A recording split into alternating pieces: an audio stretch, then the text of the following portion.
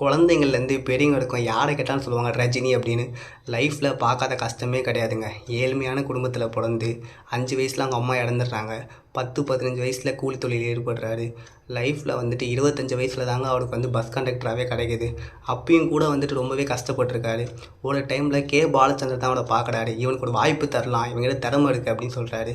அப்படி தாங்க அவருக்கு அந்த வாய்ப்பே கிடச்சிது. அவரோட ஃபஸ்ட்டு படம் அப்ரூவ். நிறைய பேர் சொல்கிறாங்க இவனுக்கு என்ன திறமை இருக்குது அப்படின்னு. அந்த மாதிரி டைமில் அவருக்கு நிறைய வாய்ப்பு கிடச்சிது. ஒரு 10 வருஷமாக நல்லா நடிச்சிட்ருக்காரு. அவரோட ஃபஸ்ட்டு ஹீரோ மூவி வந்து பைரவி. அந்த படத்தில் தாங்க சூப்பர் ஸ்டார் அப்படின்னு பட்டமும் கிடைக்குது. அவரோட 50வது படம் டைகர். 100வது படம் வந்து பார்த்திங்கன்னா ராகவேந்திரா. அந்த படம் வந்து ஆவரேஜான படம் தான். 180வது படம் படையப்பா. இந்த எல்லா மூவியும் சூப்பர் ஹிட்டாக இருக்குது. ஒரு இன்சிடெண்ட் அப்போது ஒரு ஷூட்டிங்கில் வந்துட்டு ஒரு மூட்டை இருக்குது. அந்த மூட்டையில் மழை பெஞ்சிட்ருக்கு. அப்போது வந்துட்டு இந்த மூட்டையிலலாம் படுப்பாங்களான்னு நினைப்பாங்க. அப்போ வந்து ரஜினி வந்து படுக்கிறாளாம். நிறைய பேர் சொல்கிறாங்க இங்கே வந்து அடிக்கும் அப்படின்னு சொல்லும்போது அவர் சொல்கிறாராம், என் லைஃப்பில் இங்கே தாங்க என் லைஃபே ஸ்டார்ட் ஆச்சு. நான் கூலி தொழில் தான் ஈடுபட்டிருக்கேன் அப்படின்னு சொன்னாராம். அப்படி தாங்க அவர் லைஃப்பில் பார்க்காத கஷ்டமே கிடையாது. அவர் கஷ்டப்பட்டு தான் ஜெயிச்சிருக்காருன்னு நினைக்கிறேன். நீங்கள் என்ன நினைக்கிறேன்னு சொல்லி கீழே கமெண்ட் பண்ணுங்கள். சூப்பர் ஸ்டார் ஃபேன் அந்த அவரை பற்றி கீழே சொல்லுங்கள்.